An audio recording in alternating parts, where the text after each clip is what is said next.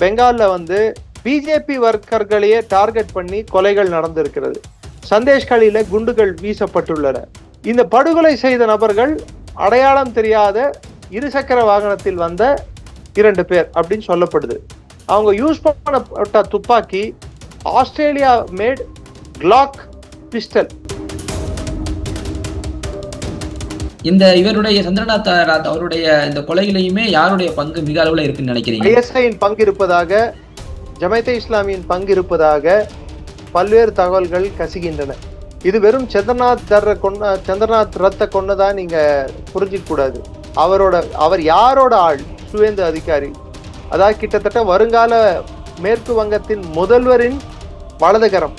கிட்டத்தட்ட மேற்கு வங்கம் அங்கே இருக்கக்கூடிய ஆட்சியாளர்களாகட்டும், இதற்கு முன்னாடி இருந்த ஆட்சியாளர்களாகட்டும், அங்கே இருந்த அரசாங்க அதிகாரிகளாகட்டும், அவங்களோட செயல்பாடுகள் சற்றே திறனற்றதாகவும் நாட்டுக்கு எதிரானதாகவும் இருப்பதாக கருதப்படுகிறது. ஸோ இது பாகிஸ்தானுக்கும் பங்களாதேஷ்ல இருக்கக்கூடிய அடிப்படைவாத சக்திகளுக்கும் ஒரு பின்னடைவாக இருப்பதனால் இங்கே புதுசாக அமையக்கூடிய அரசுக்கு ஒரு அச்சுறுத்தல் கொடுக்கும் வகையில், ஒரு பயத்தை ஏற்படுத்தும் வகையில் இந்த படுகொலையானது நடத்தப்பட்டுள்ளது. இது போன்ற படுகொலைகள் தொடருமா என்று கேட்டால் தொடர்வதற்கு வாய்ப்பு உண்டு. இங்க தமிழகத்தில் ஆளப்போவது யார் அப்படின்ற பிரச்சனை போய்கிட்டு இருக்கு. இதுல குறிப்பா ஆளுநரை பற்றிய விமர்சனங்கள் தான் வந்துகிட்டு இருக்கு. ஆளுநர் வந்து ஆட்சி அமைக்க இன்னும் அவங்களுக்கு அனுமதி கொடுக்க மாட்டாரு. டிஸ்க்ளைமர் மாதிரி நான் சொல்லிடுறேன். திரு விஜய் அவர்கள் ஆட்சி அமைக்கணுமா, அவர் முதல்வர் என்ற பொறுப்பை ஏற்கணுமா, அவர் முதல்வர் ஆகணுமா அப்படின்னு பார்த்தா மக்கள் தீர்ப்பு அப்படிதான் இருப்பதால் அவர்தான் தமிழக முதல்வர் ஆக வேண்டும். நேத்து நைட்டு சில விஷயங்கள் வெளியே கசிஞ்ச மாதிரி அதிமுக திமுக எடுத்த முயற்சி, அந்த ஒரு பரபரப்பு, அந்த ஒரு இது வந்து அப்படி ஒண்ணு ஏற்பட்டா இது ஜனநாயக படுகொலையோட வேற ஏதாவது எனக்கு இருந்தா அதையும் நான் யூஸ் பண்ண தயார். கேவலத்திலையும் கேவலம், அசிங்கத்திலையும் அசிங்கம். அவர் எதிர்கட்சியில உட்கார வைக்கக்கூடிய சதி எது நடந்தாலும் முதல்ல அதை கண்டிக்கிறது மாத்திரம் இல்லாம ஜனநாயக ரீதியா அதை யாருமே ஏத்துக்கூடாது. ஓட்டு விஜய்க்கு போட்டவர்களாகட்டும் போடாதவர்களாகட்டும், அது மாதிரி ஒரு விஷயத்த திமுக அதிமுக பண்ண நேரிட்டால் அதை வன்மையாக கண்டிக்க வேண்டும். அது கவர்னர் வழிவகுத்தால் கவர்னரும் தவறு செய்தவராக மாறுவார், மத்திய அரசும் தவறு செய்ததாக மாறும். அது ஏற்றுக்கொள்ளக்கூடாது.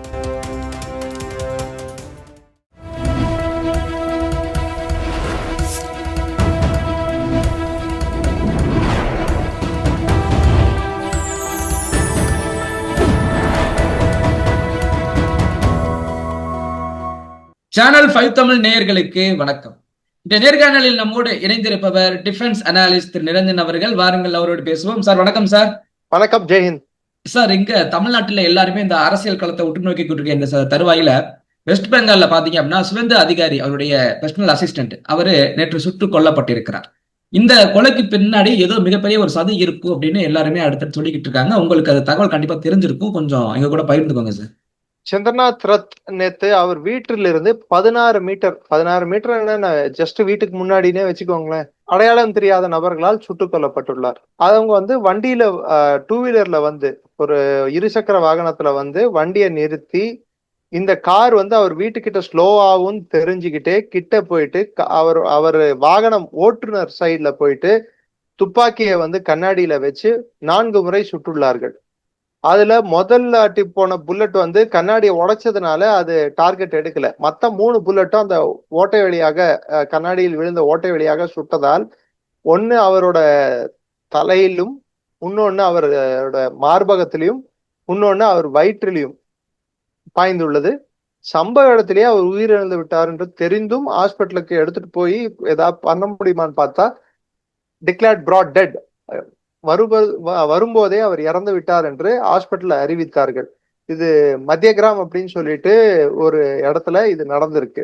சுவேந்து அதிகாரி அப்போ வேற இடத்துல இருந்தாரு. கிட்டத்தட்ட 1 மாத காலம் அவரு பஹிரம்பூர், அதாவது மம்தா பானர்ஜியின் தொகுதியில் சுவேந்து அதிகாரிக்காக எல்லா வேலைகளையும் பார்த்தார்.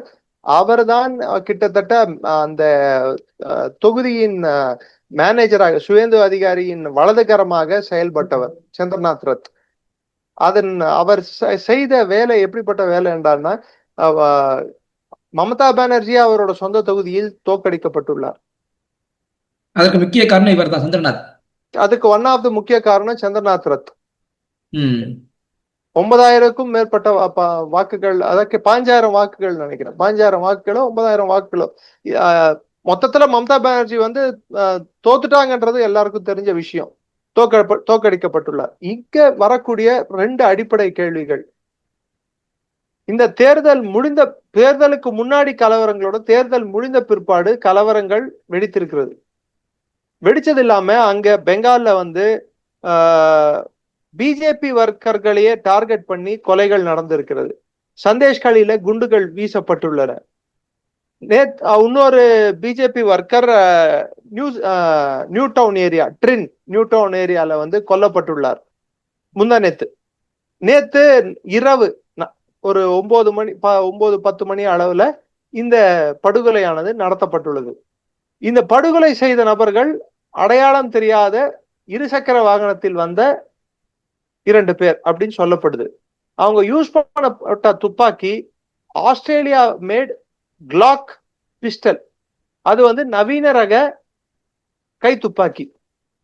அப்போ நவீன ரக கை துப்பாக்கி வந்து ஒருத்தர் கையில வந்திருக்கு, பெங்கால்ல அது பரவலா சுத்திட்டு இருக்குன்னா, இப்போ பெங்கால்ல எந்த அளவுக்கு சட்ட ஒழுங்க மம்தா பானர்ஜி பாதுகாத்திருக்காங்கன்னு சொல்லிட்டு நம்மளுக்கு புரிய வருது. இந்த லட்சணத்துல ஆட்சி பறிபோயும், எம்எல்ஏ சீட்டு பறிபோயும், நான் தான் முதல்வர் சொல்லிட்டு ரிசைன் கூட பண்ணாம உட்காந்துட்டு இல்லாத ஒரு 7.5 கூட்டிட்டு இருக்காங்க. இப்ப தமிழ்நாடு முதல்வர் இருக்காரு, ஆட்சி பறி போச்சு, அவர் என்ன பண்ணாரு? ரிசைன் பண்ணிட்டு அவர் பாட்டு போயிட்டாரு. கேரளாலேயே அதே தான் நடந்திருக்கு. ஹேமந்த பிஸ்வா சர்மா 102 சீட்டு ஜெயிச்ச முதல்வரே கூட அவர் ரிசைன் பண்ணிருக்காரு. இதுதானே இயல்பு, மரபு.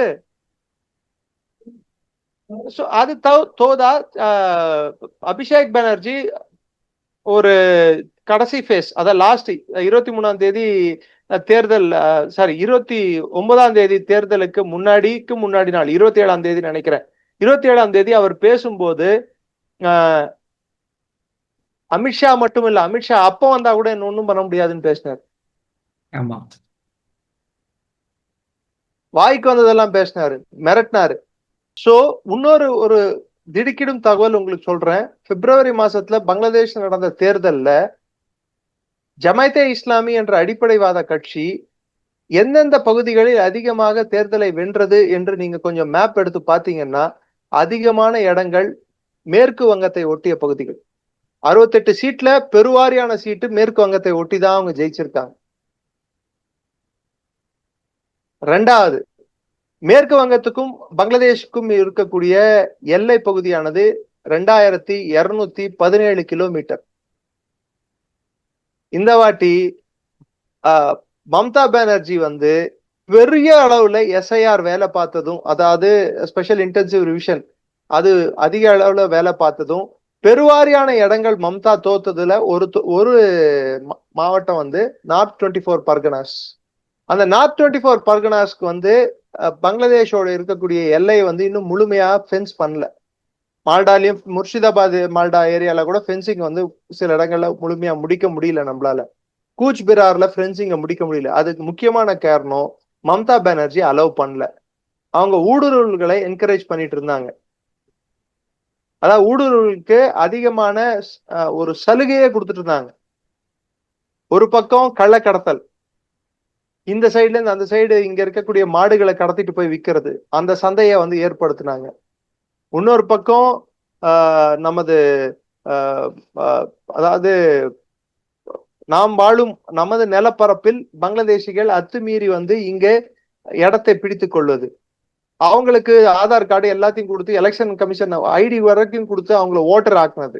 2 பாஸ்போர்ட்டுகள் வைத்திருப்பவர்கள் அதிகமா பங்களாதேஷ்ல இருக்காங்க, ஐ மீன் வெஸ்ட் பெங்கால்ல இருக்காங்க. ஒரு பாஸ்போர்ட் இந்திய பாஸ்போர்ட், இன்னொரு பாஸ்போர்ட் பங்களாதேஷ் பாஸ்போர்ட். சோ இதுக்கெல்லாம் கடந்த 10 வருஷமா மம்தா பானர்ஜி வழிவகுத்தார்.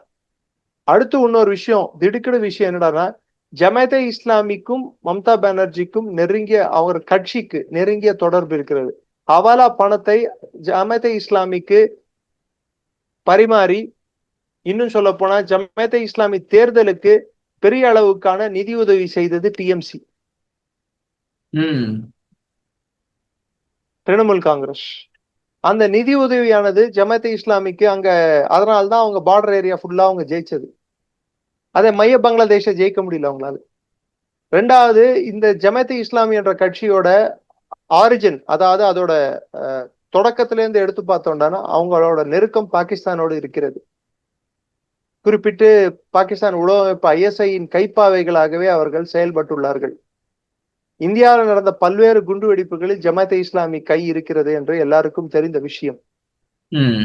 இந்த இந்த இந்த இந்த இவருடைய சந்திரநாத் ராத் அவருடைய இந்த கொலையிலையுமே யாருடைய பங்கு மிக அளவுல இருக்குன்னு நினைக்கிறீங்க? ISIயின் பங்கு இருப்பதாக, ஜமாத் இஸ்லாமியின் பங்கு இருப்பதாக பல்வேறு தகவல்கள் கசிகின்றன.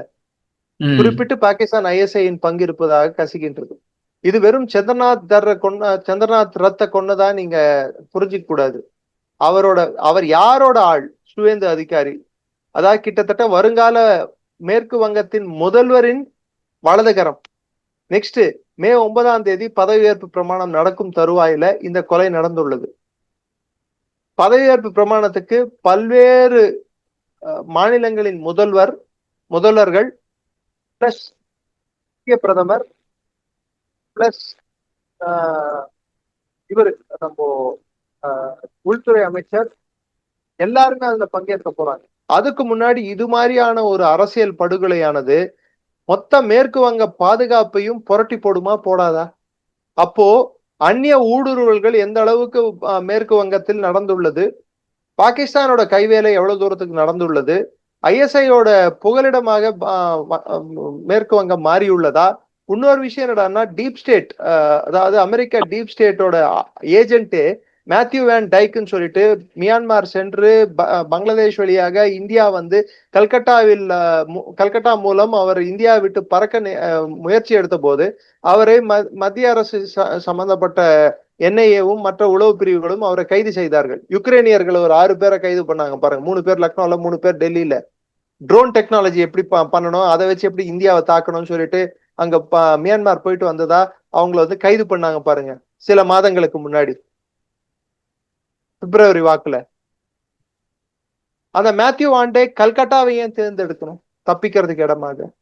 சோ கிட்டத்தட்ட மேற்கு வங்கம் அங்கே இருக்கக்கூடிய ஆட்சியாளர்களாகட்டும், இதற்கு முன்னாடி இருந்த ஆட்சியாளர்களாகட்டும், அங்கே இருந்த அரசாங்க அதிகாரிகளாகட்டும், அவங்களோட செயல்பாடுகள் சற்றே திறனற்றதாகவும் நாட்டுக்கு எதிரானதாகவும் இருப்பதாக கருதப்படுகிறது. அதனால்தான் அதிகபட்சமான அதிகாரிகள் மாற்றம் என்பது மேற்கு வங்கத்தில் தேர்தல் ஆணையம் மூலம் நடத்தப்பட்டது, குறிப்பிட்டு போலீஸ் இயந்திராங்கத்தில். நம்ம பார்க்க வேண்டிய விஷயம் என்னடான்னா, இங்க இருக்கக்கூடிய மேற்கு வங்க போலீஸ் வந்து அவங்க கட்டுப்பாட்டை இழந்திருக்கிறதா? ஒரு காலத்துல தமிழக முன்னாள் முதல்வர் கருணாநிதி சொல்ல போல போலீஸின் ஈரல் கெட்டுவிட்டதுன்னு சொல்றோம் போல, அது போல பங்களாதேஷ் போலீஸின் ஈரல் கெட்டுவிட்டது. மேற்கு வங்க போலீஸின் ஈரல் கெட்டுவிட்டது. அவர்களின் நாணயமற்றதாக இருக்கிறது. இல்ல சார், இந்த தருவாயில அவர் கொலை செய்யப்பட்டிருக்கிற சூழ்நிலையில முக்கியமான இந்த வெற்றி பெற்ற அனைத்து இந்த பாஜகவை சேர்ந்த MLA அனைவர்களுக்குமே பாதுகாப்பு பலப்படுத்தப்பட்டிருக்குதா? ஸ்டேட் கவர்மெண்ட் அவங்க அங்க உள்ள காவலர்கள் CRPF எக்ஸ்ட்ரா பெட்டாலியன்ஸ் அழைக்கப்பட்டுள்ளது. சுவேந்தி அதிகாரிக்கு பாதுகாப்பு பலப்படுத்தப்பட்டுள்ளது. மற்றும் சில முக்கியமான பிஜேபி பிரமுகர்கள், தலைவர்களுக்கு, தப்பன் கோஷ், இது மாதிரி சிலருக்கு வந்து பாதுகாப்பு பன்மடங்கு அதிகப்படுத்தப்பட்டுள்ளது. பிளஸ் 30 நாள் வரைக்கும் CRPF வந்து அங்க தங்கும் அப்படின்ட்டு முன்னாடி ஒரு விஷயத்த அமித்ஷா முன்வைத்திருந்தார். தேர்தலுக்கு 30 நாள் கழித்தும் இங்கே இருக்கும் அப்படின்ட்டு. அதை இப்போது 3 மாதம் வரை நீடிக்க வேண்டிய ஒரு கட்டாயம் வந்து ஏற்பட்டுள்ளது. 3 மாதம் வரைக்கும் மத்திய போலீஸ் வந்து அங்கேயே இருக்கும்னு சொல்லிட்டு விஷயங்கள் கசிகின்றன. அப்படின்னா அங்க கல்கட்டா பெங்கால் போலீஸோட செயல்பாடு திருப்தி அளிக்கும் வகையில் இல்லை என்பதுதான் இதற்கு பொருள். அப்போ அரசாங்கத்தின் முதல் கடமை, தலையாய கடமை போலீஸில் சீர்திருத்தம் எடுத்துட்டு வருவது. நாட்டுக்கு எதிரான சக்திகள் மேற்கு வங்கத்தில் பங்களாதேஷ் மூலமாக அதிகமாக ஊடுருவல்கள் செய்திருப்பதால் அவர்களை களை எடுப்பது, அவங்கள வந்து அப்புறப்படுத்துறதும், கைது பண்ணுவதும், நாடு கடத்துறதும்.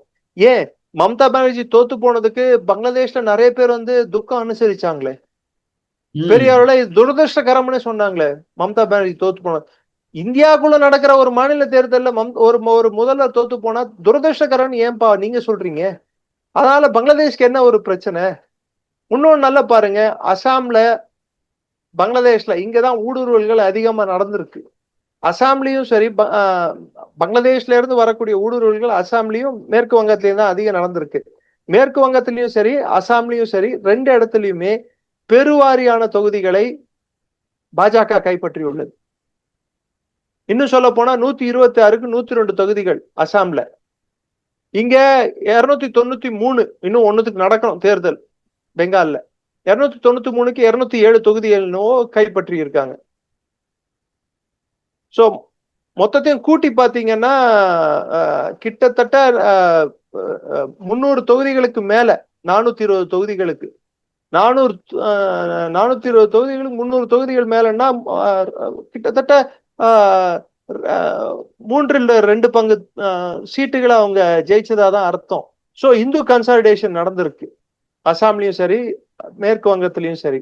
இன்னொரு விஷயம் நீங்க பாத்தீங்கன்னா, இந்த சைடு அசாம், மேற்கு வங்கம், ஒரிசா, பீகார், ஒரிசா, ஆந்திர பிரதேசம், பாண்டிச்சேரி வரை என்டிஏ ஆட்சி நீண்டுள்ளது மொத்த கோரமண்டல் கோஸ்ட்ல. இது போதைப் பொருள் புழக்கத்துல இருந்து மற்ற எல்லா விஷயங்களுக்கும் இது ஒரு பெரிய ஒரு முட்டுக்கட்டையாக மாறக்கூடும் என்பதும், பேரல் எக்கானமி, இதை நம்பி ஒரு பேரல் எக்கானமி வந்து நடந்துட்டு இருந்தது, குறிப்பிட்டு பங்களாதேஷ் மூலமாக. அந்த பேரல் எக்கானமி, கள்ள கடத்தல், ஆள் கடத்தல், போதைப் பொருள் கடத்தல், தங்க கடத்தல், கேட்டல் ஸ்மக்லிங், அதாவது மாடுகளை கடத்தல், இது எல்லாத்தையும் வச்சு ஒரு ஒரு தனி, அது ஒரு தனியா ஒரு பொருளாதாரம் ஒண்ணு ஏற்பட்டிருந்தது. அந்த பொருளாதாரம் இப்போ பாதிக்கப்பட போகிறது. சோ இது பாகிஸ்தானுக்கும் பங்களாதேஷ்ல இருக்கக்கூடிய அடிப்படைவாத சக்திகளுக்கும் ஒரு பின்னடைவாக இருப்பதனால், இங்கே புதுசாக அமையக்கூடிய அரசுக்கு ஒரு அச்சுறுத்தல் கொடுக்கும் வகையில், ஒரு பயத்தை ஏற்படுத்தும் வகையில் இந்த படுகொலையானது நடத்தப்பட்டுள்ளது. இது போன்ற படுகொலைகள் தொடருமா என்று கேட்டால் தொடர்வதற்கு வாய்ப்பு உண்டு. அப்போ நம்ம எல்லை பாதுகாப்பை மேம்படுத்துறது இல்லாம இரும்பு கரம் கொண்டு இது போன்ற செயல்களை அடக்க வேண்டிய ஒரு கட்டாயம் ஏற்படும். இதுதான் என்னோட முதல் கட்ட பார்வையா பாக்குறேன். ஓகே சார், இது ஒரு பக்கம் இருக்க, தமிழ்நாட்டுல இங்க தமிழகத்தில் ஆளப்போவது யார் அப்படின்ற பிரச்சனை போய்கிட்டு இருக்கு. இதுல குறிப்பா ஆளுநரை பற்றிய விமர்சனங்கள் தான் வந்துகிட்டு இருக்கு. ஏன் ஆளுநர் வந்து ஆட்சி அமைக்க இன்னும் அவங்களுக்கு அனுமதி கொடுக்க மாட்டாரு அப்படின்னு ஒரு கேள்விகள் இங்கே வலம் வந்துகிட்டு இருக்கு. அது உங்களுடைய பார்வை என்ன சார்? ஃபர்ஸ்ட் டிஸ்க்ளைமர் மாதிரி நான் சொல்லிடுறேன். திரு விஜய் அவர்கள் ஆட்சி அமைக்கணுமா, அவர் முதல்வர் என்ற பொறுப்பை ஏற்கணுமா, அவர் முதல்வர் ஆகணுமா அப்படின்னு பார்த்தா, மக்கள் தீர்ப்பு அப்படிதான் இருப்பதால் அவர்தான் தமிழக முதல்வர் ஆக வேண்டும். இதில் எனக்கு மாற்று கருத்து இல்லை. அவர் சரியா தவறோ, அவர் ஆட்சி நிர்வாகம் திறன்பட இருக்கிறதா இல்லையா என்பதை மக்கள் வருங்காலத்துல தீர்மானிக்கட்டும். நேத்து நைட்டு சில விஷயங்கள் வெளியே கசிஞ்ச மாதிரி அதிமுக திமுக எடுத்த முயற்சி, அந்த ஒரு பரபரப்பு, அந்த ஒரு இது வந்து ஆக்சுவலா அது ஒரு ப்ரெஷர் டாக்டிக்காவும் பாக்குறேன். அப்படி ஒண்ணு ஏற்பட்டா இது ஜனநாயக படுகொலையோட வேற ஏதாவது வார்த்தை வேற ஏதாவது எனக்கு இருந்தா அதையும் நான் யூஸ் பண்ண தயார். கேவலத்திலையும் கேவலம், அசிங்கத்திலையும் அசிங்கம் அதிமுகவும் திமுகவும் ஒண்ணு சொல்றது. தீய சக்தின்னு கூப்பிட்டு நீங்க அவங்க கூட எப்படி ஆட்சி அமைப்பீங்க? அதிமுக ஒண்ணு இருக்கவே இருக்கக்கூடாதுன்னு நினைச்ச திமுக எப்படி அவங்க கூட அவங்களுக்கு சப்போர்ட் பண்ணுவாங்க? இது எப்படி இருக்குடான்னா, நமக்கு வந்து பாகிஸ்தான் பிடிக்காது அப்படின்ற ஒரு பட்சத்துல நம்ம போயிட்டு இந்தியாவுக்கு இன்னொரு எதிரி நாடு எதுவோ சைனா கூட போய் சேர்ந்துட்டு பாகிஸ்தான் அடிக்கிற மாதிரி இருக்கு. அது ஒவ்வாத செயல், அது சரியில்லை. விஜய்க்கு மக்கள் அங்கீகாரம் கொடுத்துள்ளார்கள், அதை வந்து ஏத்துக்கணும் நம்ம. அடுத்தது கவர்னரை பொறுத்து நான் பாக்குறது ரெண்டு விஷயங்களை நான் பாக்குறேன். நான் கேட்கறதுக்கு நீங்க கரெக்டா பதில் சொல்லுங்க. கவர்னர் அங்கீகாரம் பெற்ற பின், கவர்னர் வந்து ஓகே நீங்க ஆட்சி அமைக்க வரலாம் என்று அழைத்த பின், ஆட்சி அதாவது பதவியேற்பு பிரமாணத்துக்கான அந்த அந்த நிகழ்ச்சிக்கான முன்னேற்பாடுகள் நடக்கணுமா? முன்னேற்பாடுகள் நடந்த அப்புறம் கவர்னர் கிட்ட ஒப்புதல் வாங்கணுமா? ஒப்புதல் வாங்கிட்டு தான் முன்னேற்பாடுகளை பண்ணணும். என்ன நடந்தது? இங்க ஏற்பாடுகளை பண்ணி முடிச்சுட்டு அப்புறம் தான் அங்க போறாங்க அவர்கிட்ட. அப்ப கவர்னருக்கு என்ன மரியாதை கொடுத்தீங்க நீங்க? இதை கேள்விக்கு உங்களால பதில் சொல்ல முடியுமா சார்? ஏன் உங்ககிட்ட நம்பர்ஸ் இல்ல, நீங்க 130 சீட் வச்சிருந்தீங்கன்னா, இல்ல அட்லீஸ்ட் 118 சீட்டாவது வச்சிருந்தீங்கன்னா, நீங்க முன்னேற்பாடுகள் பண்றதுக்கு உங்களுக்கு எல்லா அதிகாரமும் இருக்கு. உங்ககிட்ட நம்பர்ஸ் இல்ல, நீங்க அர்ஜென்ட் பட்டீங்க. இதுல யார் மேல தவறு இருக்குன்னா, தமிழ்நாடு அரசு அதிகாரிகள் மீதும் தவறு இருக்கு. சரியான வழிகாட்டுதல் அவங்களுக்கு வழங்கல திரு விஜய் அவர்களுக்கு. அவங்க முதல் வாட்டி ஆட்சிக்கு வராங்க, ஐ மீன் அதிக சீட்டுகளை ஜெயிச்சு அவங்க வந்திருக்காங்க. அவங்களுக்கு தெரியாது, மரபு தெரியாது, என்ன ஒரு ப்ராசஸ் தெரியாது, புரோட்டோகால் தெரியாது. அவங்களுக்கு வந்து எடுத்து சொல்ல வேண்டியது யாரு? அரசாங்க அதிகாரிகள் தானே. இப்ப பதவியேற்பு பிரமாணத்துக்கு இவ்வளவு செலவு பண்ணிட்டு இந்த செலவு வந்து எது கீழே போகும்? உங்க டாக்ஸ், உங்களோட பணம், ஏன் பணம், மக்களோட பணம். சோ ஒரு ரெண்டாவது, காங்கிரசுடன் கூட்டணி. காங்கிரஸ் வந்து அவர்களோட ஒப்புதலை கொடுத்து அவங்க வந்து நாங்க ஆமா இவங்க கூட சேர்ந்து இவங்களுக்கு நாங்க எல்லா ஆதரவு கொடுக்குறோம், ஆதரவு கடிதத்தை கொடுத்துட்டாங்க. இப்ப கவர்னர் ஒரு கேள்வி கேட்கிறாரு, நீங்க தான் ஆட்சி அமைக்கணும், நான் ஆட்சி அமைக்கிறேன், எனக்கு 113 எம்எல்ஏக்கள் இருக்கிறாங்க, ஓகே 113 எம்எல்ஏக்கள் இருக்கிறாங்க, பதவி பிரமாணம் செய்து வைக்கிறேன், சரி உங்களுக்கு அடுத்து யாரெல்லாம் உங்க கூட்டணிக்குள்ள வர போறாங்க? 118 என்பதை நீங்கள் எப்படி தொடப்போகிறீர்கள்? இது கவர்னர் கேட்கலாமா கேட்க கூடாதுன்னா, கவர்னரோட சட்ட அரசியல் சாசன சட்டத்துல கவர்னரோட வரைமுறைக்குள்ளேயே வரையறைக்குள்ளேயே இருக்கு. மெஜாரிட்டி ப்ரூவ் பண்ண வேண்டியது வந்து சட்டமன்றத்துல தான், நான் இல்லைன்னு நான் சொல்ல. ஆனா 118 இவருக்கு அட்லீஸ்ட் பேரை சொல்ல வேணாம், இத்தனை எம்எல்ஏன்னு சொல்ல வேணாம், இந்த கட்சி எனக்கு சப்போர்ட் பண்ணதாவது சொல்லணும் இல்ல. ஒண்ணு என்ன சொல்றாங்க, கர்நாடகால என்ன நடந்தது, மகாராஷ்டிராவில் என்ன நடந்தது? சரி, அதையே நான் ரிவர்ஸ் கொஸ்டின்ல நான் கேட்கிறேன், கர்நாடகால என்ன நடந்தது? இதே போல விஜய் போல் தான் 104 சீட்டை எடியூரப்பா ஜெயிச்சாரு. பாஸ்டா போயிட்டு குமாரசாமியும் காங்கிரஸும் எதிரெதிரே போட்டி போட்ட 2 பேர் வந்து ஒண்ணு சேர்ந்துக்கிட்டு நாங்க ஆட்சி அமைக்கிறோம் சொல்லிட்டு போனாங்க. அப்ப கவர்னர் வந்து அதிக அதாவது அதிகபட்ச எம்எல்ஏக்களை ஜெயித்த கட்சியாக, பெரிய கட்சியாக, அதாவது தேர்தல் முடிந்த பிற்பாடு இருக்கிறதுலயே பெரிய கட்சியாக பிஜேபி இருந்ததுனால அவங்கள வந்து ஆட்சி அமைக்க கூப்பிட்டாங்க. அதுக்குள்ள காங்கிரஸும் ஜேடியும் ஒன்னானும் போது அவங்க கிட்ட நம்பர்ஸ் இருந்தது அப்படின்னு சொல்லிட்டு கவர்னர் அவங்களுக்கு 15 நாள் டைம் கொடுத்தார் எடியூரப்பா அவர்களுக்கு. கொடுத்தா அதை எதிர்த்து இவரு நம்ம சித்தராமையா அவர்களும் குமாரசாமியும் சுப்ரீம் கோர்ட் அணுகுனாங்க. சுப்ரீம் கோர்ட் என்ன பண்ணுச்சு, கால அவகாசத்தை குறைத்து 24 மணி நேரமோ 48 மணி நேரமோ கொடுத்து அதுக்குள்ள உங்க மெஜாரிட்டியை காட்டுங்க அப்படின்னு சொன்னாங்க. மகாராஷ்டிரால என்ன நடந்தது, தேவேந்திர பட்னவிஸ்க்கும் சிவசேனாவுக்கும் தேர்தலுக்கு முன்னாடி கூட்டணி இருந்தது. தேர்தல் முடிந்த பிற்பாடு சிவசேனா வந்து எங்களுக்கு தான் முதல்வர் பிரதி அப்படின்னு சொல்லிட்டு கேட்டாங்க. முடியாத பட்சத்துல அந்த சைடுல இருந்து அஜித் பவார் வந்து சேர்ந்துக்கிட்டு காலையிலேயே விடிகாலையில, அது சரியா தவறா என்பது பார்த்தா என்னை பொறுத்த வரைக்கும் தார்மீக ரீதியில் அது தவறுதான், பதவி பிரமாணம் செய்து வைத்தார். 15 நாள் கால அவகாசம் கொடுத்தார். கால அவகாசம் கொடுக்கும் போது இந்த சைடு அஜித் பவார் பக்கம் 39 பேர் இருக்காங்க, இந்த சைடு வந்து பிஜேபி பக்கம் வந்து 107 பேர் என்ன இருக்காங்க. சோ அறுதி பெரும்பான்மை அவங்க கிட்ட இருக்குன்ற ஒரு நம்பிக்கையில கவர்னர் பதவி பிரமாணம் பண்ணி வச்சார். அதுக்கப்புறம் அஜித் பவார் திரும்பி ரிட்டர்ன் போகவே, சுப்ரீம் கோர்ட்டை போய் சேலஞ்ச் பண்ணவே வேற வழி இல்லாம தேவேந்திர பட்னவிஸ் ரிசைன் பண்ண வேண்டிய கட்டாயத்துக்கு தள்ளப்பட்டார். அதுக்கப்புறம் என்ன நடந்தது மகாராஷ்டிரால இன்னைக்கு எல்லாரும் பார்த்துட்டு இருக்கோம்.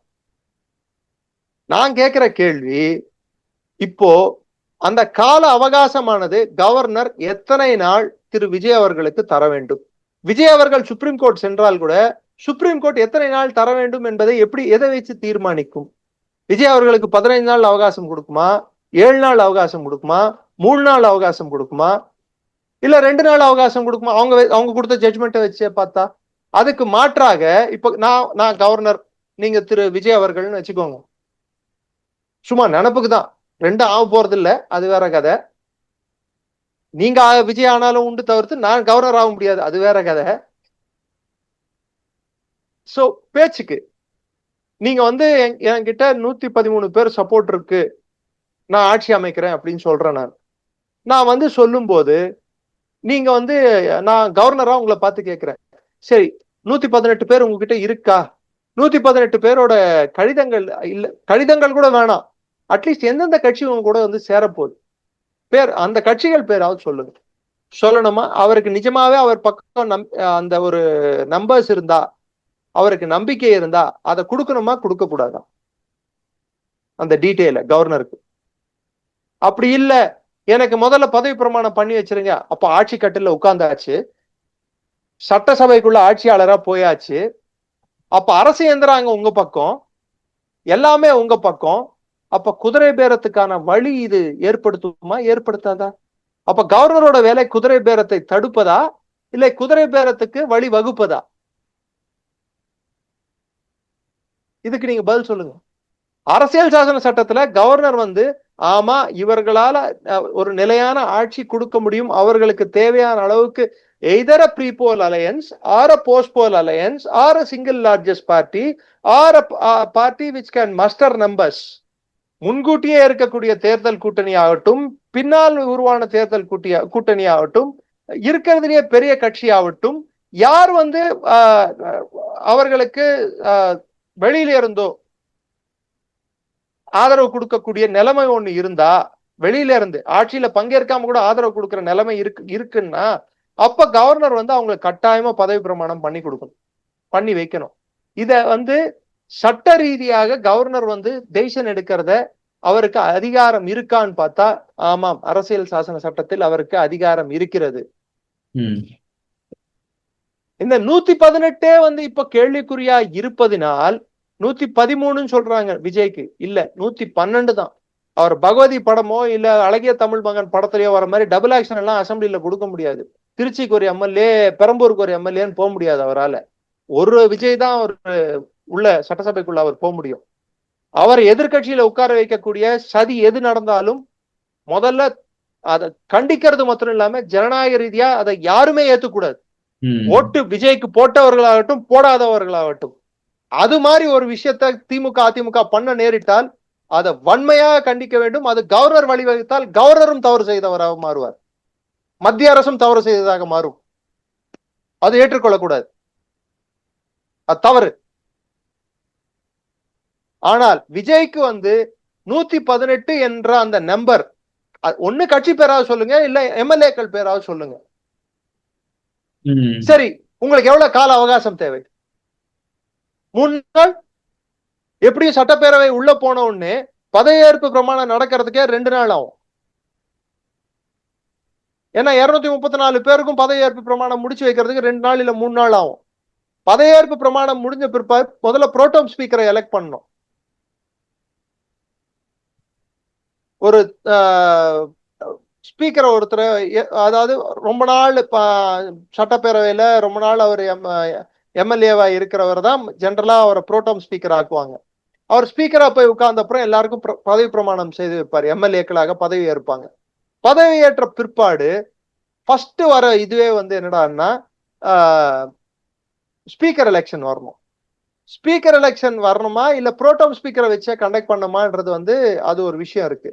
சரி, புரோட்டோம் ஸ்பீக்கரை வச்சா கூட கண்டக்ட் பண்ணலாம். புரோட்டோம் ஸ்பீக்கரை வச்சு கண்டக்ட் பண்ணாங்கடான்னா என்ன பிரச்சனை வருதுன்னா, ஒருவேளை டை ஆகுது 117 117, அதுக்கான வாய்ப்பு இல்ல. எப்படின்னு கேக்குறீங்களா? ஸ்பீக்கர் ஒருத்தர் மேல உட்காந்துட்டு இருக்காரு, எப்படி போனாலும் ஒரு சைடு ஒரு ஓட்டு கம்மியாகும். சோ இதெல்லாம் சிக்கல்களுங்க, சட்ட சிக்கல்கள். ரெண்டாவது, விஜய் அவர்கள் வந்து சட்டப்பேரவையில முதல்வரா போய் உட்கார்ந்த அப்புறம் அவர் வந்து எத்தனை நாள் எடுத்துப்பாரு இத? ஆட்சி அதிகாரத்தில் உட்கார்ந்தவங்க வந்து நம்பரை வந்து மேனேஜ் பண்றது ஈஸியா, இல்ல ஆட்சி அதிகாரத்துல இல்லாதவங்க நம்பரை மேனேஜ் பண்றது ஈஸியா? பலத்தை வந்து திரட்டுறதுக்கு வந்து இவங்க ஆட்சி அதிகாரம் வந்த அப்புறம் ஈஸியா திரட்டிடலாம், ஆசை காட்டலாம், பதவி ஆசை வரலாம், பண ஆசை, மத்த எது வேணாலும் மத்த இன்னொரு கட்சிகளுக்கு அவர்கள் கொடுக்கலாம். அததான் குதிரை பேரம் சொல்றோம். இன்னொரு கட்சியை உடைக்கிறதுக்கு முயற்சி எடுக்கலாம். இதெல்லாம் ஜனநாயகம். அப்போ இப்ப நடக்கிறது ஜனநாயக படுகொலைன்னா நாளைக்கு சட்டமன்றத்தில் நுழைஞ்ச பிற்பாடு அறுதி பெரும்பான்மை இல்லாம இது மாதிரி ஒரு விஷயங்கள் நடந்தா அது ஜனநாயக படுகொலை ஆவாதா? பதில் சொல்லுங்க சார். எனக்கு புரியாத புதிராக இருப்பது 2 விஷயங்கள். இவர் வந்து காட்டின அன்டியூ ஹேஸ்ட் அப்படின்வாங்க. இவர் ஏன் கவர்னரிடம் அங்கீகாரம் பெறுவதற்கு முன்னாடியே பதவி பிரமாணத்துக்கு ஏற்பாடு செய்தார். ராகுல் காந்தி வந்து அவரை இன்வைட் பண்ணிட்டாரு, ராகுல் காந்தி வருவாரு, ராகுல் காந்தி அவர் வந்து ஒப்புதல் கொடுத்துட்டாரு, அவர் வந்து சப்போர்ட் கொடுத்துட்டாரு அவங்க கட்சியினர்னு சொன்ன உடனே இவர் வந்து சிஎம் ஆயிடலான்ற அந்த ஒரு எண்ணம் என்பது அரசியல் சாசன சட்டத்துக்கு ஒவ்வுமா ஒவ்வாதா? அரசியல் சாசன சட்டம் வந்து கவர்னர் ஒப்புதல் தான் முக்கியமே தவிர்த்து ராகுல் காந்தி ஒப்புதல் இல்ல, ஏன் நரேந்திர மோடி ஒப்புதல் கூட இல்ல. கரெக்டா? இன்னைக்கு காலையிலையும் கவர்னர் தான் அவரை கூப்பிட்டிருக்காரு தவிர்த்து இவர் கவர்னர் மாளிகைக்கு செல்ல. அப்ப கவர்னர் அவரை உட்கார வச்சு கேட்ட கேள்விகள், உங்களுக்கு எந்த கட்சிகள் எல்லாம் சப்போர்ட் இருக்கு, தயவு செய்து பட்டியலாவது கொடு. ரெண்டாவது, கவர்னர் எடுக்கக்கூடிய பல்வேறு விஷயங்களை டெசிஷன்ஸை வந்து சட்ட நிபுணர்களை கேட்க வேண்டியது இருக்கும். உளவு அமைப்புகள் கிட்ட இருந்து, மத்திய உளவு அமைப்பாகட்டும் இல்ல மாநிலத்துல இருக்க உளவு அமைப்பாகட்டும், மற்ற கட்சிகளோட விஷயம் என்ன ஓடிட்டு இருக்குன்ட்டு அவருக்கு ரிப்போர்ட் வரும். அதை பேஸ் பண்ணி கூட ஒரு டெசிஷன் எடுக்கலாம். வேற மாற்றே இல்ல, விஜய் தவிர்த்து வேற மாற்று இல்ல அப்படின்னு சொல்ற சூழல்ல விஜயை கூப்பிட்டு தான் ஆகணும் ஆட்சி. ஆனா அந்த ஆட்சிக்கு கூட அவருக்கு அந்த பெரும்பான்மை இருக்கா, அதாவது ஒரு சீட்டாவது எக்ஸ்ட்ரா இருக்கா, 117+1 அதை தீர்மானிப்பது யாரு, அது இருக்கா இல்லையான்னு சொல்லிட்டு கவர்னர். அது இருக்குன்னா பதவி பிரமாணம் செஞ்சு வச்சிருவாரு, உங்களுக்கு டைம் கொடுப்பாரு, 3 நாளுக்குள்ள உங்களோட அறுதி பெரும்பான்மையை சட்டசபையில நிரூபிங்க, இல்ல 2 நாள்ல நிரூபிங்கன்னு சொல்லுவாரு. இல்ல அவர் எந்த கால அவகாசம் நீங்க கேக்குறீங்களோ அதையே அவர் கொடுக்கலாம். அதுக்கப்புறம் நீங்க நிரூபிச்சுட்டு போங்க. ஃபர்ஸ்ட் ஆஃப் ஆல் நீங்க இல்லன்ற பட்சத்துல இது குதிரை பேரத்துக்கான ஒரு சந்தர்ப்பமா அமையக்கூடும்ன்ற ஒரு அச்சம் இருக்கும்போது கவர்னர் இவரை எப்படி வந்து பதவி பிரமாணம் செஞ்சு வைப்பார்? ஒண்ணு தார்மீக ரீதியிலான ஒரு விஷயம், இன்னொன்னு சட்ட ரீதியிலான விஷயம். தார்மீக ரீதியில் யார் முதல்வராக வேண்டும் என்றால் திரு விஜய் அவர்கள் தான். சட்ட ரீதியில் அவர் முதல்வர் ஆவதற்கு என்ன சிக்கல் ஏற்பட்டுள்ளது என்றால் 118 காட்ட முடியல.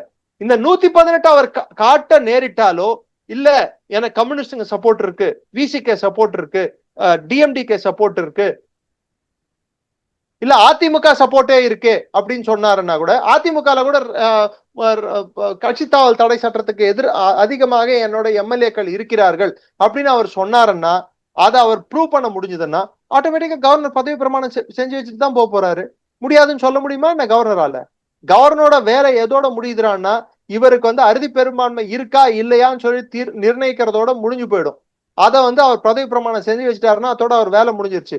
ஆனா இவருக்கு வந்து அது இருக்கா இல்லையான்னு தெரியாம இவர் டைம் கொடுத்து இவர் அதுக்கப்புறம் குதிரை பேரத்துல இவர் ஈடுபட்டாருன்னா, சரி நாளை கவர்னர் 2 நாள் தான் டைம் கொடுக்கிறார் இவர் அறுதி பெரும்பான்மையை நிரூபிக்கிறதுக்கு. அந்த 2 நாள் என்பது இவர் எம்எல்ஏ பதவி அந்த பதவி பிரமாணம் எடுக்கிற நாள்ல இருந்து தொடக்கமா இல்ல எடுத்த பிற்பாடு தொடக்கமா? சொல்லுங்க, நீங்க சொல்லுங்க. எவ்வளவு சிக்கல் இருக்கு பாருங்க. சோ விஜய்க்கு ஆலோசனை கொடுத்தவர்கள் முதலில் அந்த அர்ஜென்சியோட அந்த நேரு ஸ்டேடியம் ரெடி பண்ணாம இருந்திருக்கும்.